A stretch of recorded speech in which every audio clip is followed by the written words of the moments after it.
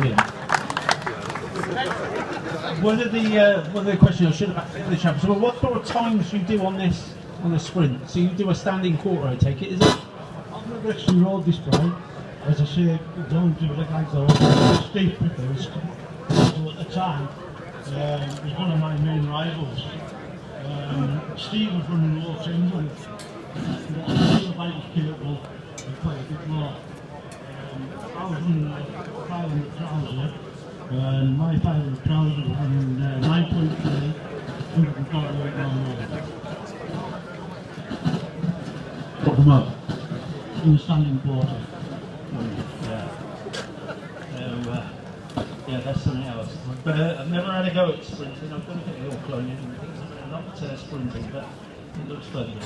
And I see you run about 5 psi or something and never retire, don't you? Depending on the track.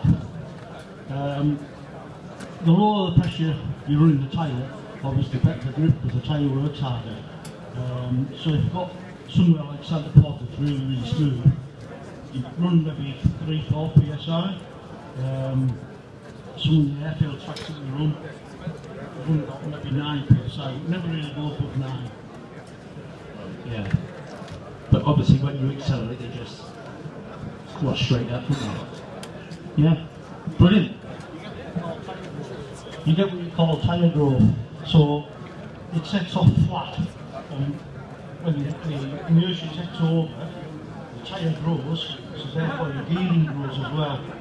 So the sort of gear is a little bit tall on the gearing, once it gets away. To compensate for it, yeah. First gear lasts a long time. Yeah, I got you, yeah. Okay, that's brilliant. Thanks very much. I think that concludes our first warm-up of the day. We've got another one at, we've got the time now, 2:30.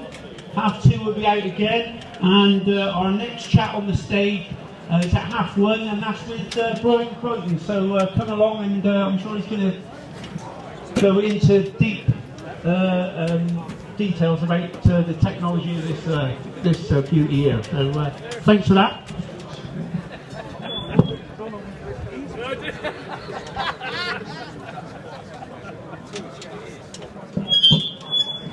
I do apologise, it's 12:30 on the stage.